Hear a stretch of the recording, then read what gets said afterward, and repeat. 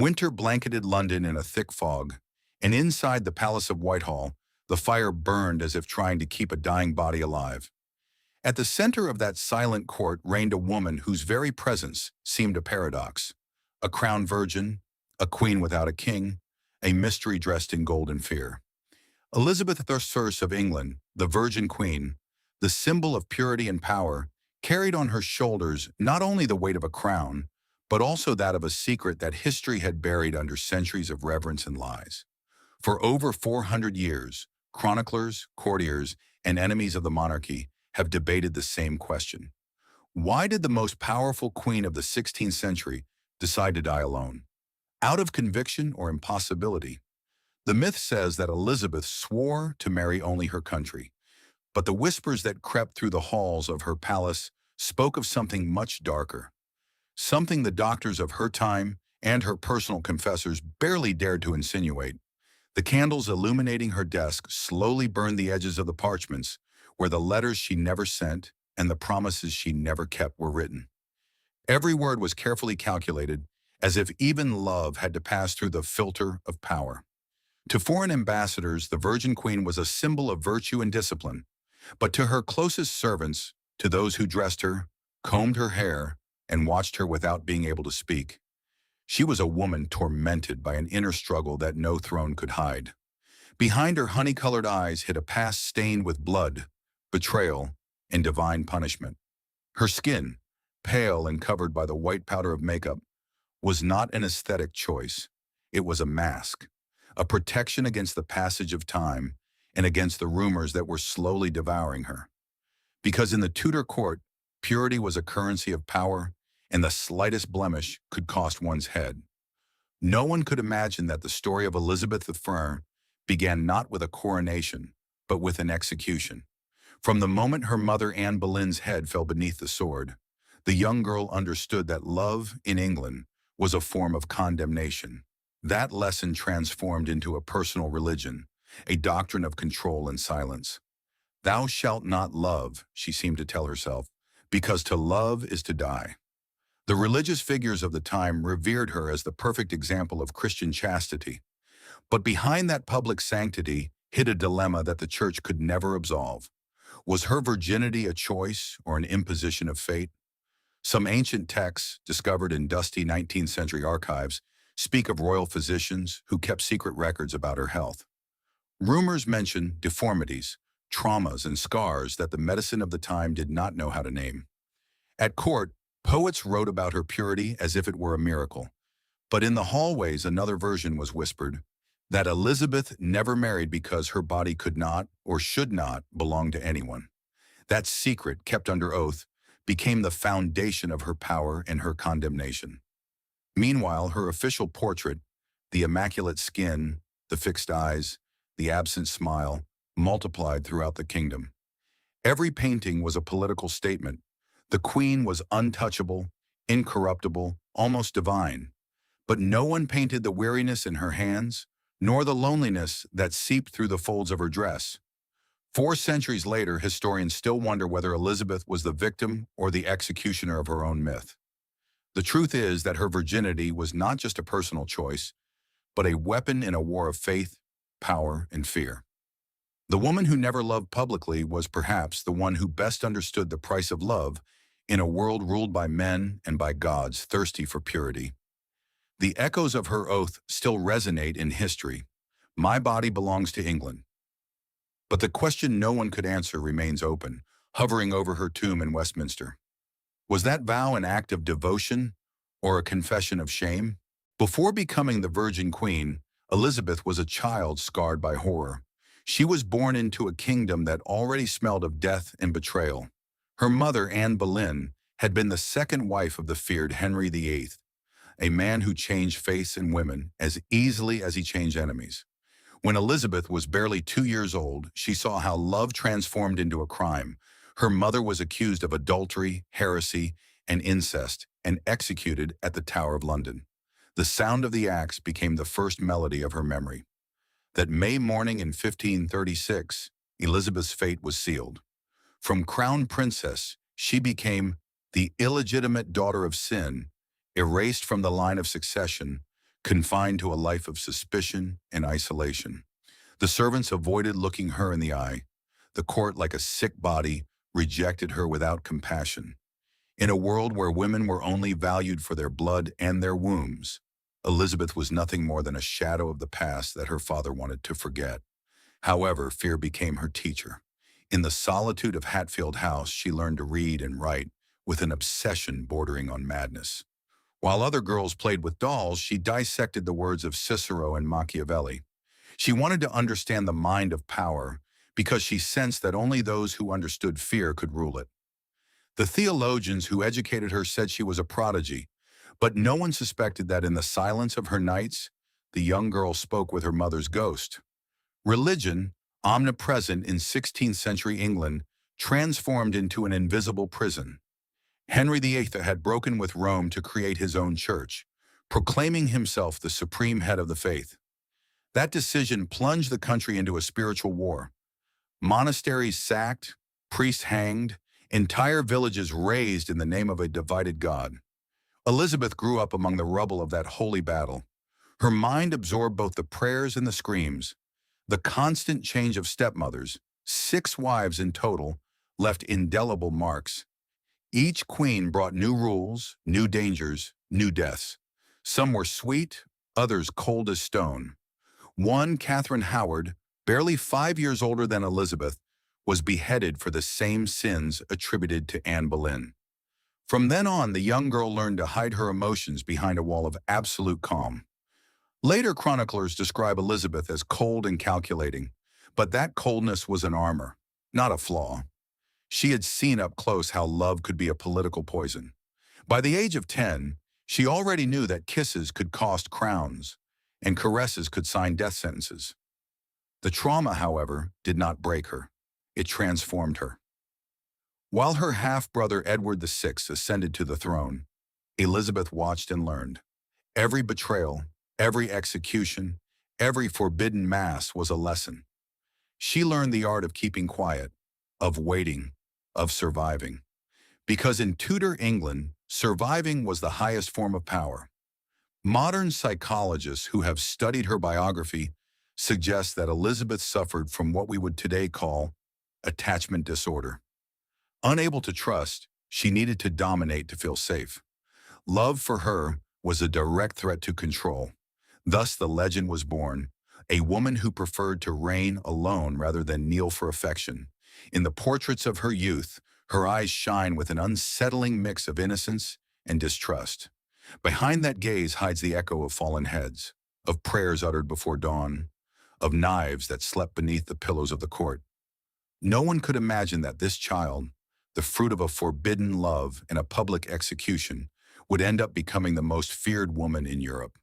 Thus, from her childhood, Elizabeth understood that power and purity were 2 sides of the same blood-soaked coin, and that, to survive, she had to learn to play with both without getting killed for it. When Elizabeth reached adolescence, fate led her to one of the darkest and most silenced chapters of her life. Her stay at Hampton Court Palace under the guardianship of her stepmother, Catherine Parr, and her new husband, Thomas Seymour. In the eyes of the kingdom, Seymour was an elegant, charming gentleman, brother to Queen Jane Seymour's late husband and uncle to the young King Edward VI. But beneath his smile hid a dangerous man, accustomed to confusing desire with power. In that house, Elizabeth was barely 14 years old. She was brilliant, curious, and beautiful in a way that made adults uncomfortable. Catherine Parr, Henry VIII's last wife, treated her with maternal affection, unaware that her new husband was beginning to look at the young girl with a forbidden interest. The testimonies of servants speak of innocent games that soon turned into humiliations. Seymour bursting into Elizabeth's room at dawn, laughing as she covered herself with the sheets, or jokingly cutting her dress with a dagger while Catherine watched, uncomfortable. The entire court whispered, but no one dared to report it. In Tudor England, a woman's body was the property of her surroundings, and even more so if she was a princess. Elizabeth, though young, understood the danger. In her diary, fragments of which survive among the Hatfield archives, one can read lines of contained tension. Power does not always wear a crown. Sometimes it wears leather boots. The situation became untenable when Catherine discovered that her husband was visiting Elizabeth in secret. In an outburst of fury and shame, she sent the girl away from court. But the damage was already done. That experience left a mark on Elizabeth that never healed. The certainty that male closeness brought humiliation with it. Years later, having become queen, she referred to herself as being of ice and iron. Modern psychologists would interpret that phrase as the cry of a victim who learned to turn fear into control. Elizabeth, the wounded child, had understood a brutal truth. Whoever does not master their body loses their power. Thomas Seymour's scandal soon came to light. Accused of conspiring against the young king, he was arrested and executed in 1549. When the executioner raised the axe, Elizabeth did not shed a tear. But in the silence of her chamber, the walls seemed to murmur his name. Never again, she must have whispered that night. Never again would she allow a man to decide her fate. From that moment on, her identity was forged on the edge of fear and determination. She became a master of dissimulation, a relentless observer. She learned to use distance as a shield and wit as a sword. Even her way of speaking, meticulous, almost theatrical, was a strategy. Every word gauged the temperature of danger. In the heart of Hampton Court, where the marble still bears the traces of that winter, Elizabeth left her childhood behind. Innocence died the very instant she understood that intimacy could be another form of slavery. The echo of Seymour's footsteps haunted her memory for years, like a ghost that never quite died. And perhaps it was there, between the red walls of that palace, that the Virgin Queen was born. Not out of spiritual purity, but out of rebellion. Elizabeth did not choose solitude as a sacrifice, but as an act of resistance. If men could rule with the sword, she would do so with absence.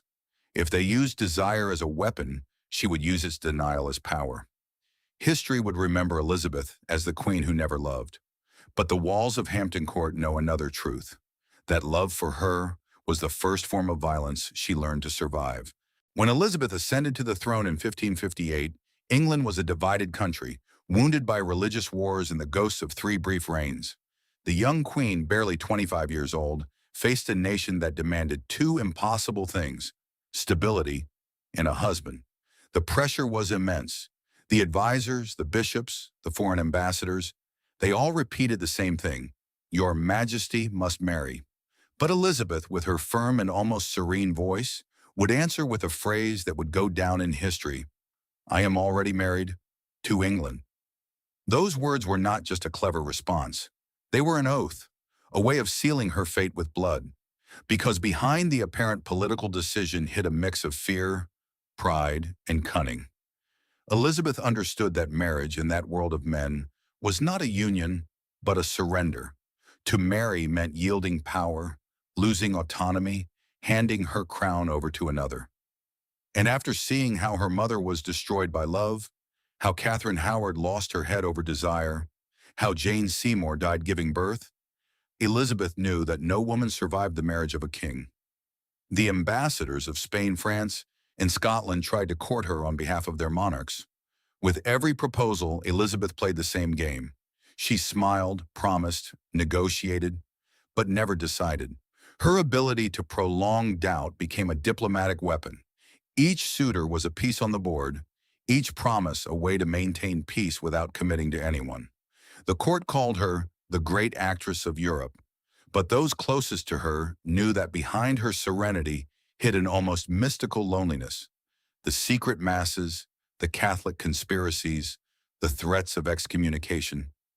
Everything revolved around her body. The Vatican accused her of heresy. The reformers called her a savior. Her virginity, once a subject of mockery, became a national symbol. England needed an incorruptible queen, and she decided to transform into that myth. Thus, the Virgin Queen was born, not as a biological reality, but as a political artifice. But Elizabeth was not naive. She knew that this myth had a price. Solitude not only protected her, it also consumed her. On winter nights, while the ministers discussed the future of the kingdom, she wrote letters she never sent, reflecting on the nature of power and love. In one of them, which some historians consider authentic, she wrote, "Love weakens judgment, and passion clouds reason. I cannot afford either. In her reign, every decision was a dance between faith and politics. She maintained Protestantism as the official religion, but allowed a certain tolerance so as not to rekindle the fires of holy war. She knew the country did not need a king's wife, but a mother who reigned without giving birth. Thus she became an almost sacred figure, a symbolic body that represented the entire nation. Her skin, her voice, her image, no longer belonged to her.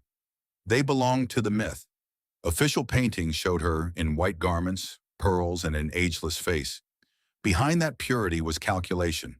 Every portrait was propaganda, every jewel a message. Pearls, a symbol of chastity, adorned her neck like armor. The white of her dresses was a canvas where power was painted without blemishes. No one was to imagine her mortal body, her fears, her flesh. Only the goddess, never the woman. But even goddesses bleed. In private documents, her doctors recorded episodes of fainting, intense pain, and periods of isolation. The queen, they said, would lock herself away for days without allowing anyone to see her. Was it physical illness or a spiritual burden? No one knew. Elizabeth made silence part of her strategy. While the world waited for an explanation, she offered them mystery. The men of her time ruled with swords. She did so with symbols. If they shed blood to demonstrate strength, Elizabeth offered purity to demonstrate authority. Her virginity was her shield, her castle, her religion, but also her condemnation, because to maintain the myth, she had to deny herself all human pleasures: love, touch, rest. Thus a paradox was born. The most powerful woman in Europe was also the loneliest. And while the people revered her as the incarnation of the nation, deep within the throne continued to beat a wound that never healed. For centuries, chroniclers described Elizabeth I as an unbreakable woman, a marble statue dressed in silk. But beneath that perfect image, something did not fit. Her obsessive refusal to marry, her physical isolation, the long periods when no one was allowed to see her, everything pointed to a secret that royal power could not allow to come to light. A secret that, according to some modern theories, might have been medical. Among the documents of the Tudor court, notes from royal physicians are preserved that speak of inner pains, female afflictions, and a strange refusal of medical examinations. The descriptions are vague, written in the cryptic language of an era that did not dare to name the impure. Some historians suggest that Elizabeth may have suffered from Mayer-Rokitansky-Kuster-Hauser syndrome, a congenital malformation that prevents the normal development of the uterus and vaginal canal. A condition unknown at the time, but enough to mark her with the stigma of the impossible, the inability to consummate a marriage or have children. If that hypothesis were true, her title of Virgin Queen would have been more than a choice, a biological necessity. The crown would have built the myth to protect the secret and prevent a political collapse. In the 16th century, a monarch without offspring was a tragedy, a queen unable to conceive, a heresy. Other researchers, however, speak of another type of wound, those left by skin diseases or bodily traumas. It is known that Elizabeth contracted smallpox at the age of 29 and survived, but with scars on her face. From then on, she became obsessed with covering herself in white powder and thick makeup made of lead and vinegar, a mixture that slowly poisoned her skin and blood. Beneath that porcelain mask, the eternal queen was decomposing alive. The private reports of her doctors describe episodes of fevers, inflammations, and crises of exhaustion. In her final years, her teeth blackened, her hair became brittle, and her skin took on a grayish tone. But the makeup remained mandatory. The image had to be kept impeccable, even if the body was crumbling. Behind her resilience was something deeper, the fear of being seen as weak. Elizabeth had learned that a sick woman lost power, that an imperfect body could be used as an argument against her authority. That is why, when pain forced her to stay in bed, she ordered that the ministers continue entering her room, that they see her reading documents, signing letters, giving orders. It was a form of dominance. She ruled even from fragility. Some modern biographers suggest that the queen suffered from anxiety attacks or melancholy, what today would be called depression. There was talk of entire sleepless nights, of conversations with her mother's portrait, of tears held back behind velvet curtains. No one at court could dare mention those shadows. The myth could not afford cracks, and yet her contemporaries noticed something strange in her behavior. The queen who refused to marry often spoke of marriage as if it were a cruel institution. She said that women, upon marrying, become slaves to their masters. In her speeches to Parliament, that idea was repeated over and over. Freedom was not a privilege, it was a battlefield. Perhaps the true secret was not an illness, but a scar on the soul. Elizabeth had seen how desire destroyed empires, how love reduced the most powerful women to mere victims of scandal. She decided then that her body would not be a field of conquest, but a fortress. The price was high, an isolation that slowly consumed her, like the wax of a candle burning out on its own. Even so, England prospered. The myth of the Virgin Queen worked.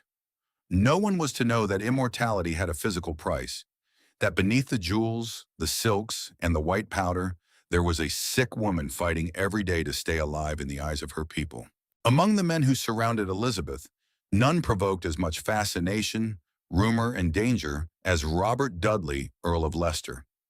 The son of an executed traitor, a ruined nobleman, and a charismatic courtier, Dudley was the reflection of everything the Queen could not afford: human, tangible, devastating love.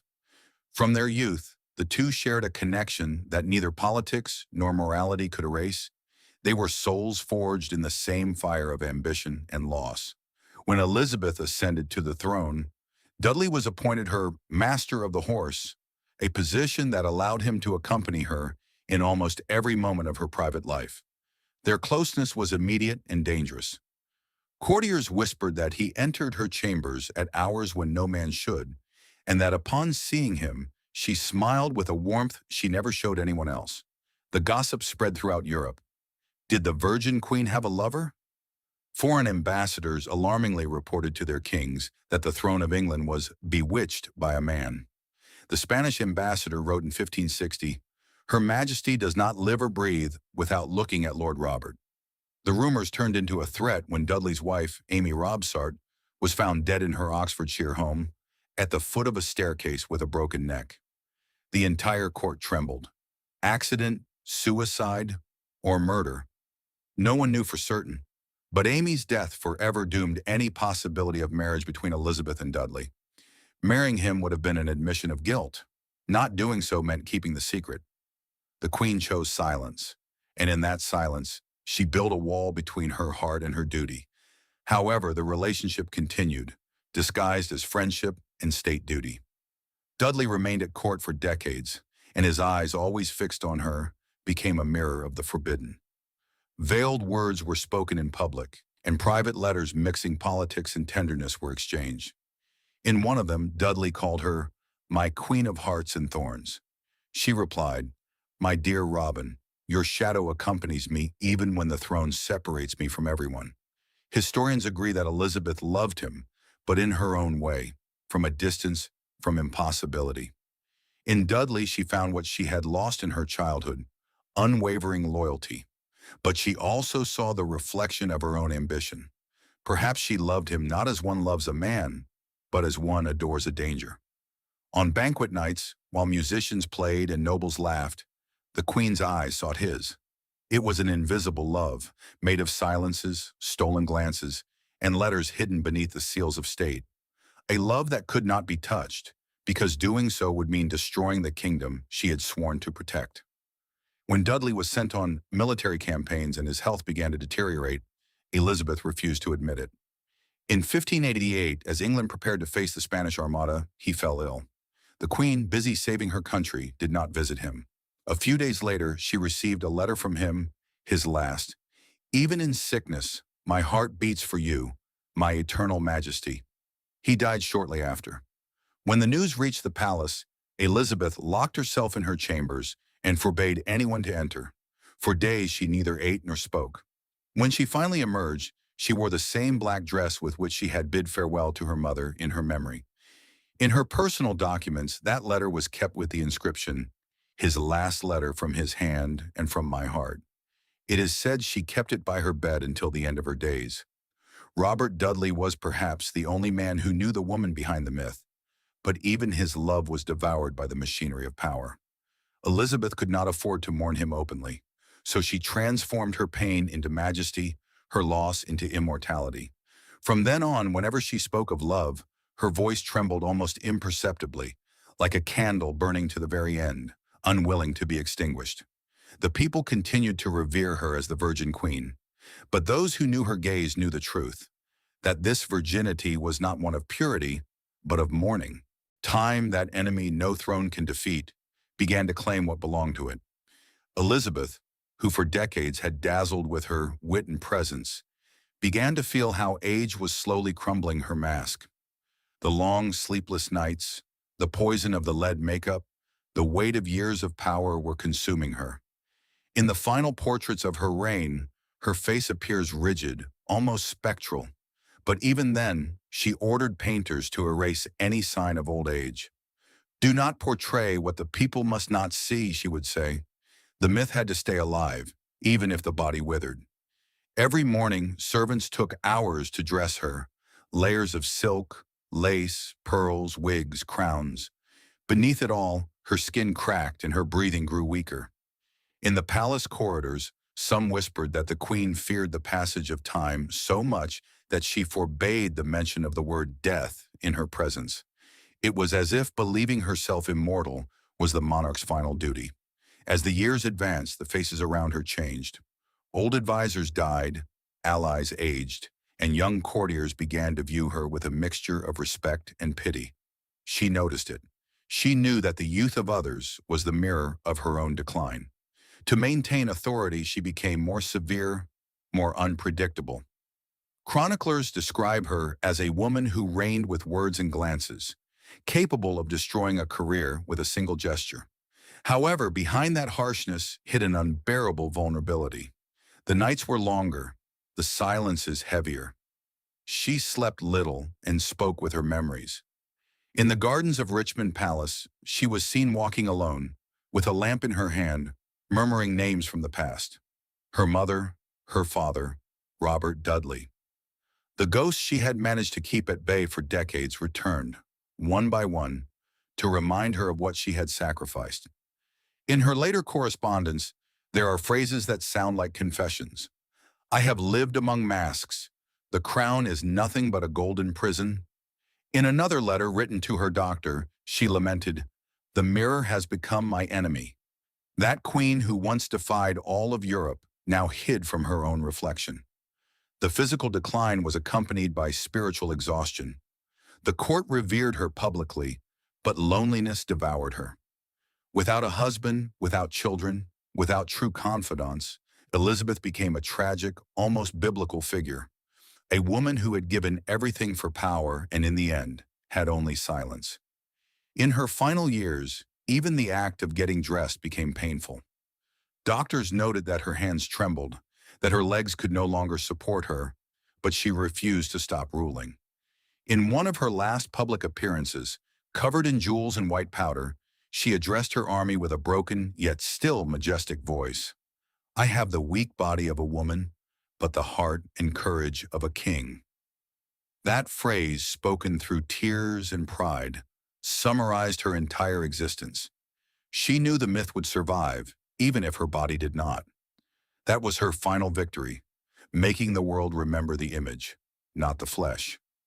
But on the coldest nights, when the palace fell silent and the candles were extinguished one by one, the queen would strip off her crown, touch her face in the mirror, and murmur something only the walls heard. "Who am I without this?"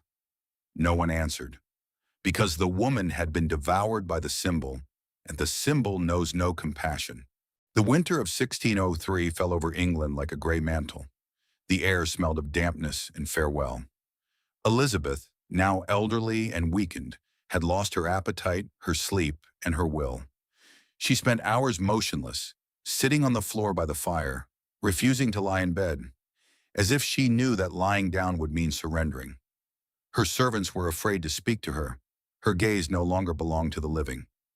"I have seen too many dawns," she whispered one night. "I do not need another." The queen who had defied popes, kings, and tempests was now fighting against her own body.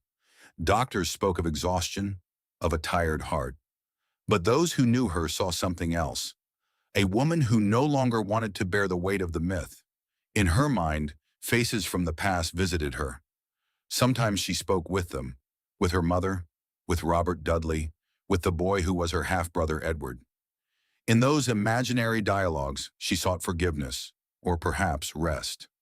It is said that during her final days, she asked that there be no mirrors in the room. The reflection was no longer an ally, but a cruel reminder. The walls were covered with tapestries, but neither gold nor silk could hide the smell of death. The court awaited her last word, but Elizabeth remained silent for hours, staring at a fixed point. When she finally spoke, she did so with a broken voice. There is no throne for the soul, only ash and echo. She died on March 24, 1603, at the age of 69, after 44 years of reign. All of England plunged into mourning. No one remembered a time without her. The body was dressed in her most majestic clothes, white silk, endless pearls, a golden crown upon her forehead. But even in death, the myth demanded perfection. The order was clear: no wrinkles, no blemishes. The Virgin Queen was to rest without imperfections, like a wax saint. The funeral procession crossed London amidst fog and weeping. The sound of the drums resonated like a heart refusing to stop. The people kneeling threw petals and prayers. Some said that as the coffin passed, a cold wind swept through the streets, as if the Queen's spirit were bidding farewell to the world she had dominated for so long. She was buried in Westminster Abbey under a slab she shares with her half-sister, Mary de Fern, the very same who once wanted her dead. Above the tomb, an inscription chosen by her advisors summarizes her existence with cruel irony. Partners in the throne and in the grave, sisters in hope. But rest did not fully arrive. Over the years, legends began to multiply. Some claim that her ghost appeared in the palace corridors, dressed in white, holding a broken mirror. Others said her voice can still be heard on these stormy nights, murmuring her oath, "My body belongs to England." There are even those who swear that, on certain nights, the air in Westminster smells of vinegar and white powder. The myth of the Virgin Queen transformed into a political religion. Her purity became a national emblem, her face a coin, her name a symbol of glory. But behind the greatness, the curse persisted, that of having sacrificed the human to be immortal. Elizabeth had no children, but she birthed an era, the Elizabethan era, cradle of art, theater, and empire. And yet at the end of it all, she was left alone. Perhaps that was her revenge and her condemnation, to be remembered eternally for that which denied her. Not love, not motherhood, but absence. In the echo of the centuries, her figure rises as a warning. Whoever seeks absolute power must pay with the flesh. And so, between history and legend, between sanctity and lies, the Virgin Queen continues to reign, not on earth, but in the memory of men who never stopped fearing her, nor desiring her. Centuries passed, and with them, the myth of the Virgin Queen became an armor that no historian dared to break. Elizabeth was canonized by collective memory, the woman who saved England, the mother of the empire, the incarnation of national purity. But beneath the archives, the censored letters, in the forgotten diaries, a much more human and much more tragic truth waited patiently to be unearthed. In the 19th century, with the opening of the royal archives, scholars began to find documents that contradicted the sacred image of the monarch. Among them were medical letters, private reports, and confessors' notes that spoke of bodily anomalies and fears improper for a woman. The Victorians, horrified, resealed those texts under the argument that they did not benefit the honor of the nation. But the seed of doubt was already planted. The 20th century brought with it a new type of research, psychological. Historians began to read Elizabeth's life not as that of a saint, but as that of a survivor. Her virginity, once a symbol of virtue, came to be interpreted as a form of trauma. Human behavior specialists detected patterns of repression, phobia, and absolute control over her environment. The Virgin Queen, they said, was not a divine figure, but a woman who had transformed her pain into power. Modern medical studies added new theories. Examinations of portraits and forensic analyses of makeup pigments revealed dangerous levels of lead that could have caused hallucinations, infertility, and mental deterioration. Some suggest that in her final years, Elizabeth suffered episodes of paranoia and delirium caused by her own mirror. The poison that made her appear immortal was in reality what was slowly killing her. However, the most controversial theory came from the biological field. In the 2000s, a group of medical historians from the University of London examined 16th century gynecological records and concluded that the queen might have suffered from a malformation that prevented her from having sexual intercourse or conceiving. If that were true, her entire life would have been an effort to transform her biological impotence into symbolic power, turning a limitation into a banner. Defenders of the myth reacted with indignation. They said that reducing Elizabeth to a sick body was betraying her legacy, but others, more audacious, responded that precisely therein lay her greatness. In having been able to rule a world made by and for men, with a body that this very same world would have despised. The Virgin Queen would not have been an angel, but a woman who invented herself to survive. The documents that continue to appear reinforce this vision.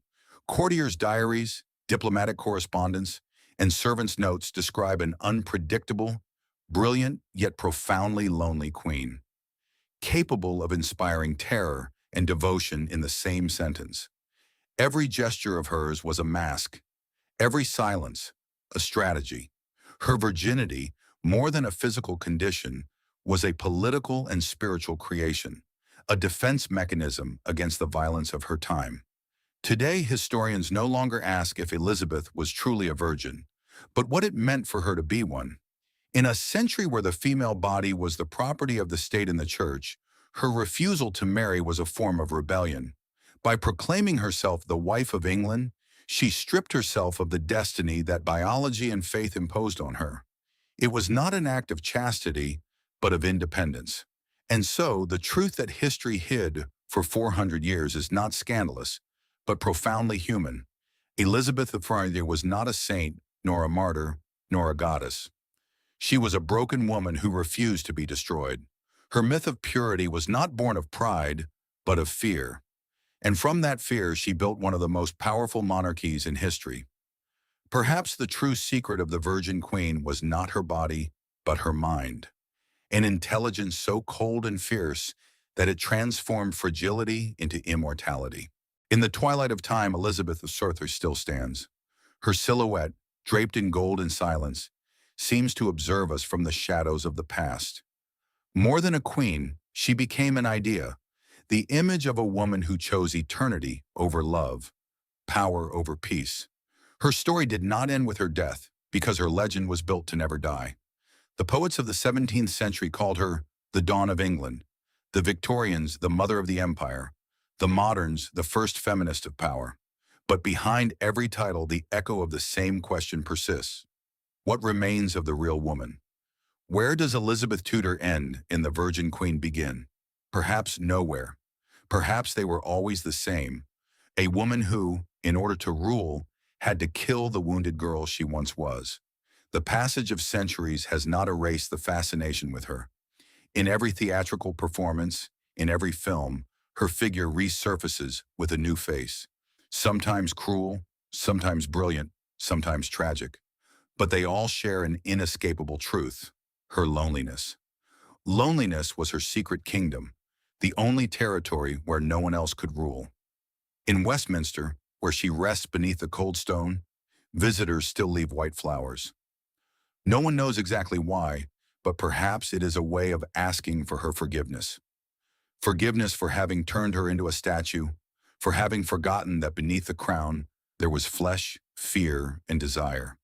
Because history turned her into a symbol, but symbols do not cry. If one walks in silence through the corridors of Hampton Court Palace or Whitehall, one can still feel it, that faint whisper that pierces through the centuries. Some say it is the wind, others that it is her, reminding the living that power is never obtained without sacrifice. that every crown carries within it an invisible thorn. Her legacy, however, is undeniable. Elizabeth transformed England into a nation that looked toward the sea and conquered the world. She paved the way for Shakespeare, for Francis Drake, for the expansion of an empire. But her greatest conquest was another, that of her own destiny. She broke the rules of her time and invented a new way to reign, not as a wife or as a mother, but as an idea. Historians still debate whether her virginity was real, her illness certain, or her loneliness chosen. But what no one can deny is that centuries later, we continue to speak of her with a mixture of awe and fear. Perhaps because Elizabeth represents something we all recognize and few admit. The need to control everything, even oneself, even if the price is humanity. Deep down, the Virgin Queen was neither a saint nor a monster. She was a woman who understood before anyone else that love and power cannot inhabit the same body. She chose power, and that power turned her into a legend. But legends, like mirrors, return distorted reflections. The immortal face of the Queen, and behind it, the solitary shadow of the woman who never stopped searching for her reflection. In the eternal silence of her tomb, perhaps she still murmurs her most intimate truth. Love would have killed me. Power has left me alone. And yet, I am still alive in your memory,